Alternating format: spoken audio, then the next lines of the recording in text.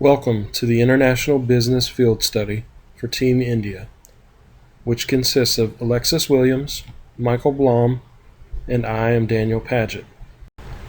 There will be 4 sections to this presentation: country profile for India, marketing research in India, operations, and finally entry strategy. Now on to the country profile. History of India. The Indus Valley Civilization saw its genesis in the Holy Land, now known as India, around 2500 BC. The people inhabiting the Indus River Valley were thought to be Dravidians, whose descendants later migrated to the south of India. The land in the north of India was civilized around 500 BC, and in the centuries that followed, many different dynasties controlled most, if not all, of India. Around the 16th century, European explorers finally made their way to India, with the British eventually taking control of most of it for itself. The British inhabitants in India controlled the country and its politics until India gained freedom in 1947. India is known to be the land of epics and legends, including 2 of the world's greatest epics in the Ramayana and the Mahabharata. Mahatma Gandhi is a key figure in Indian history. He led India to independence and inspired movements for civil rights and freedom across the world through nonviolent protest. Hindu is the dominant language, but English is used for all important national, political, and commercial communication. Geography of India. The country is located in southern Asia, bordering the Arabian Sea and the Bay of Bengal, between the countries of Pakistan and Burma. Its total land area is equivalent to about 1/3 the size of the United States. The climate features tropical monsoons in the south, but temperate weather in the north. Among its natural resources are coal, iron, gas, diamonds, mica, and petroleum, with India being the 4th largest coal producer in the world. Religion of India. India's 1.2 billion people are divided into 80% Hindu, 14% Muslim, and then roughly 2% each among Christians, Sikh, and other religions. The Hindu population does still hold the cow sacred as a source of life from the milk it gives, and an example of a creature that gives back more than it takes, which is positive karma. We would have to forego the Chick-fil-A cow's advertising, but luckily there is no beef on our menu. Additionally, Muslims do not eat pork, but we have limited exposure there as well, only bacon. It is also important to note, as we look to bring Chick-fil-A, with its strong Christian bias and principles integrated into the core of its servant business model, to India, that there is at least a small Christian contingent already in the country. Politics and economy of India. Known as the Republic of India, India is governed by a federal republic. The capital of India is located in New Delhi. India gained its independence from the United Kingdom on August 15, 1947. The Prime Minister of India is Narendra Modi. The currency is the rupee. The snapshot of India's economy as of 2014 is as follows: gross domestic product of $2.5 trillion, with a per capita breakout of $5,900 and a real GDP growth rate of 7.2%. The unemployment rate is only 8.6%, and the country has $342 billion in exports against $508 billion in imports. Pictured in this slide is the comparison of the India and the U.S. Hofstede 6-dimension profile. In summary, India ranks much higher in power distance, while the U.S. ranks much higher in individualism and indulgence. India is slightly lower than the U.S. in masculinity and uncertainty avoidance, but still rates as masculine and accepts some uncertainty. India is ranked considerably higher than the U.S. in long-term orientation as well. India scores a 77 in the power distance dimension, while the U.S. scores a 40. In summary, for doing business in India compared to the US, the power and strategic planning will be expected from the top, a few high-ranking people, and it will be less likely for any subordinates to factor in. Further, the score here indicates that the people not at the top need and want clear, direct orders from management, and that is different from the US, where more initiative and autonomy is the majority. To do business with India, communication must be formal and respectful up the chain, while also being clear and direct to subordinates. India scores a 48 on individualism, while the US scores a 91.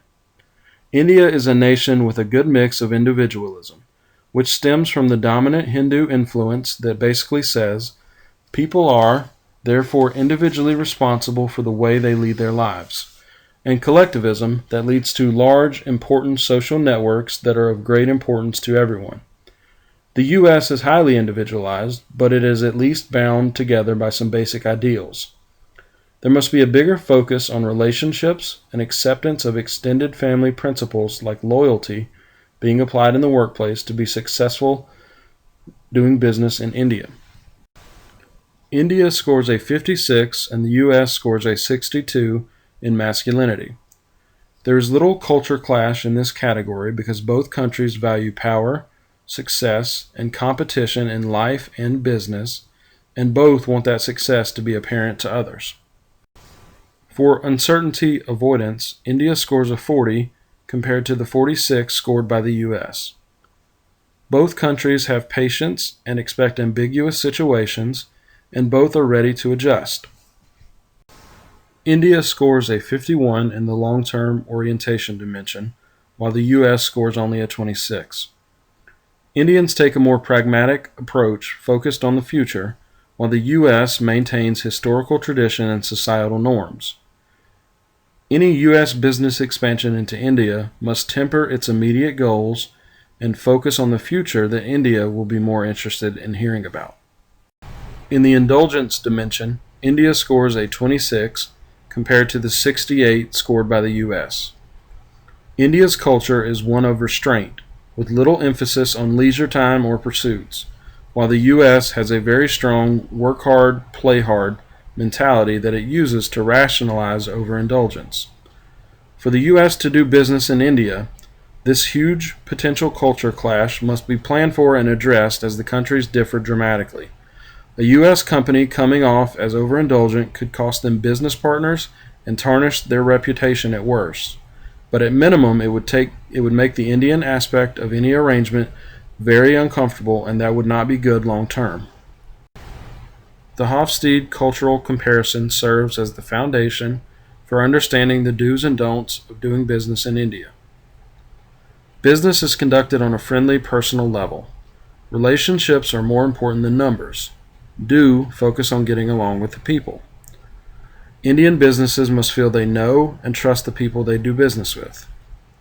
English is the official language for doing business, but there could be some potential for partial language barrier based on just how fluent the people you're talking to are in English and how harsh their accent may be. Do be patient in trying to hear others despite that accent. Hierarchical society leads to increased bureaucracy. It can take a very long time to get things done in the business world in India. Do not expect things to happen on time or to be able to speed things along through the bureaucracy. The namaste greeting is preferred over the handshake. Do bring palms together at the chest and bow slightly. The namaste greeting will show that you respect and are aware of Indian culture. Do make plans and schedule meetings in advance, taking into account religious national holidays. Some examples would be Independence Day in August, Diwali in November, and either of the two Eids in July and September. Punctuality is expected, but flexibility is also required. Do be understanding of lateness and cancellations, but try to limit your own. Business card exchange is critical. Do give your card and receive theirs with your right hand, not your left. And do receive, read, and put away their card with respect. This small exchange is very meaningful. Handle it like a mini ceremony at the beginning of the first meeting. Our second section is market research. First, let's discuss the fast food industry as it currently exists in India. In the 90s, fast food struggled to grow because the people were used to a different style of eating, which was not based on eating on the go, but on packing lunches at home. India has been dependent on tiffin lunchboxes, which have separate compartments with a tier for each different part of the meal, such as rice, curry, and paneer. China has a large youth market, and that has helped the fast food industry there grow. India has the largest youth population on Earth, around 356 million people between the ages of 10 and 24. Fast food should be primed for growth. McDonald's made the first big dent in India's fast food economy in 1996.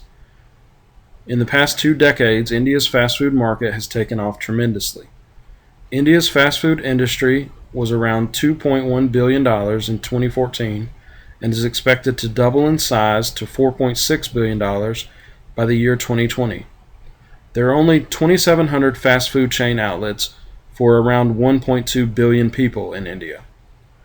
New restaurants are quickly entering India and others are expanding further, such as Taco Bell, Burger King, Krispy Kreme, McDonald's, Domino's, Wendy's, Carl's Jr., and Johnny Rockets.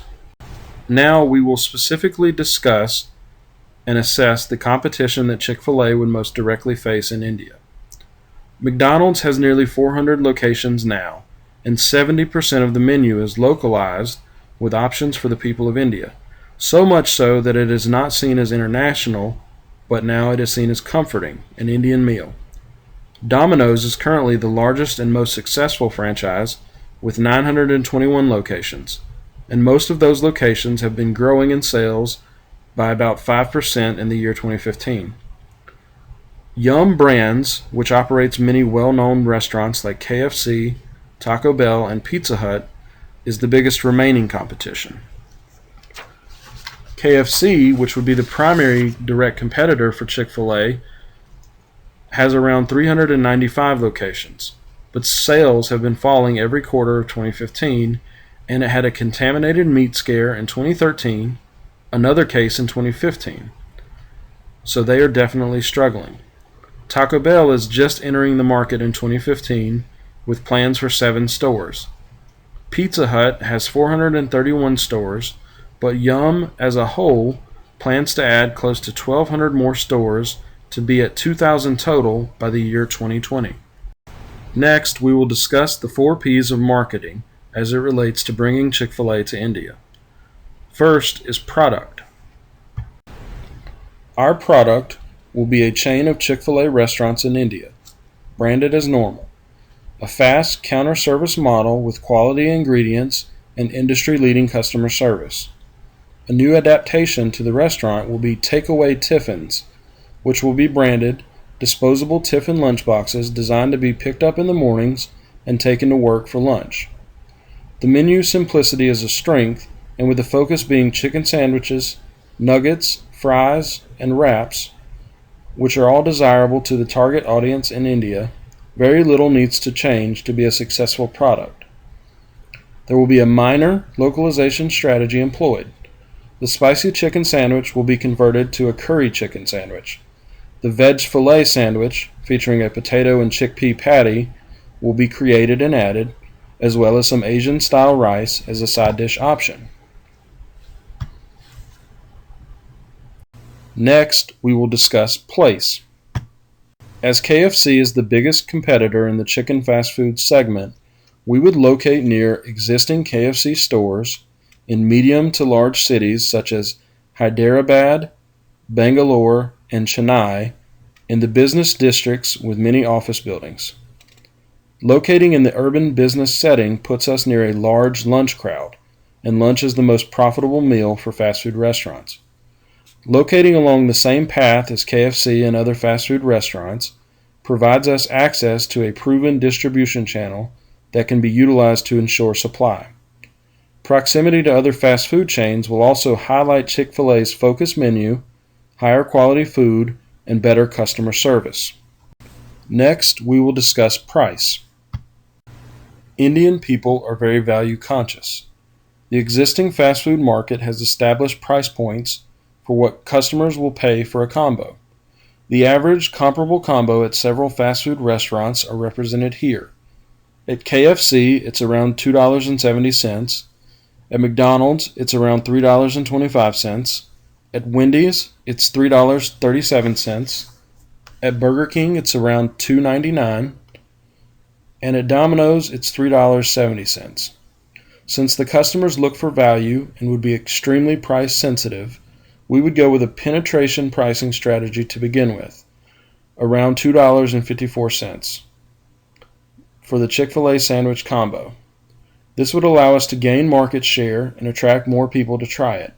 At this price point, people would come in just based on the price alone, not to mention all the people that already want to try the food. The final P is for promotion. Promotional deals will be critical to early sales. The existing fast food market relies heavily on promotions, value menus, and combo deals. Chick-fil-A India would have billboards, but not the iconic cows and the Eat More Chicken campaign, so that we would not offend the 1 billion Hindus. Instead, we would start with our 1 chicken, 2 chicken billboards, which are a buy one, get one free chicken sandwich campaign. Also, there is widespread use of smartphone apps for restaurants, and the smartphone market is growing in India. We would introduce the Chick-fil-A app for ordering, and also they would be able to subscribe to receive coupons and special mobile-only deals. This would appeal directly to the large youth market. Our third section is operations. We will start by discussing the differences between a normal franchising setup and Chick-fil-A's franchising setup. In normal franchising, entrepreneurs pay upfront fees for franchising and all costs to build and open a location and can make decisions about most aspects of the business. Individual locations often don't update due to cost, and the cost is roughly $2 million to start a franchise location in this way. For Chick-fil-A's franchising model, entrepreneurs pay only $5,000 for the initial investment. Then Chick-fil-A covers all other startup costs. They choose the location and sublease it to the franchisee. Chick-fil-A gets 15% of sales and then splits the remaining profits with the franchisee. Chick-fil-A makes decisions for all its restaurants and can change operators and update locations when it decides to. The company takes 18 months to interview, get to know, and finally select candidates for franchise operators. Based on the Chick-fil-A franchise operator model, we have developed a 3-phase plan to establish our human resources for India, our operators specifically, as that is the most important aspect of a new location. Phase 1 is the mission trip and candidate search in India. Phase 2 is U.S. training and acculturation, and Phase 3 is restaurant startup in India. Phase 1, the mission trip candidate search in India. Estimated time, 6 months. Remember that there was a Christian population in India, about 2.3% of its 1.2 billion people, which is around 28 million. They are of the same faith as us at Chick-fil-A. We will build a team of senior corporate officers and a few of our most successful franchise operators, and they will travel to India. The goal is to search out and connect with the Christian population, specifically those involved in business, and from among them find candidates for franchising that fit the core principles that we need them to embody. Strong Christian morals and work ethic, service focus, and a fit with the company culture. While in India, our mission team will begin the long, stringent interview and screening process with the potential candidates. We receive over 10,000 applications for these roles in the U.S. each year, but only need and accept around 70 for new stores. Phase 2, the U.S. training and acculturation. Estimated time, 6 months. The scout team and the franchise operator candidates will come to the U.S. for training in existing restaurants. This will allow Chick-fil-A headquarters more control to ensure training, Christian business principles, and company culture are transferred to the future franchisees. It also allows the U.S. contingent to truly get to know, respect, and trust the group of Indian candidates. It should allow for making sure the candidates will be successful, as they will be asked to uphold the high standards that we have in the existing U.S. locations. Phase 3. Restaurant Startup in India. Estimated time 6 months. Upon successful training in the U.S., the same team of corporate officers, successful Chick-fil-A franchise operators, and future Indian franchise operators return to India. Store space will be leased in several medium-large cities in business districts near existing KFC stores. All of the branded restaurant hardware and material will be imported, stores will be constructed, and the local supply chain will be established.